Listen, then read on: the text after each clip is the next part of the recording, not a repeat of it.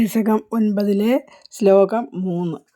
അമുഷ്യ he സരോരുഹ കിമപി കാരണം സംഭവേ ദിതി സ്മ കൃതനിശ്ചയ സഖലു നാളരേന്ദ്രാധ്വനാ സ്വയോഗബലവിദ്യയാ സമവരൂഢവാൻ പ്രൗഢധീ ത്വദീയമതിമോഹനം നതു കളേംബരം ദൃഷ്ടവാൻ.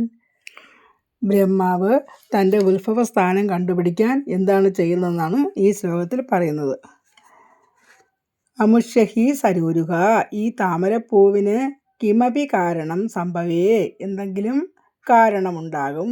ഈ താമരപ്പൂ ഉണ്ടാകാൻ എന്തെങ്കിലും കാരണമുണ്ടാകും. ദിതി സ്മ, എന്തെങ്കിലും കാരണം. കൃതനിശ്ചയ, നിശ്ചയിച്ചിട്ട്.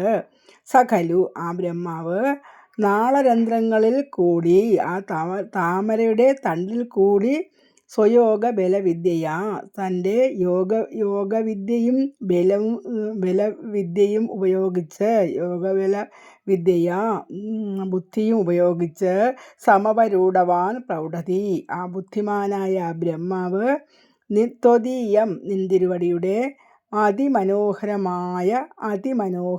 നതു കളേംബരം ദൃഷ്ടവാൻ, കാണാൻ വേണ്ടി എല്ലാ താമരയുടെ തണ്ടിലുള്ള എല്ലാ രന്ധ്രങ്ങളിൽ കൂടെയും ഇറങ്ങിപ്പോയി നോക്കി എന്നാണ്.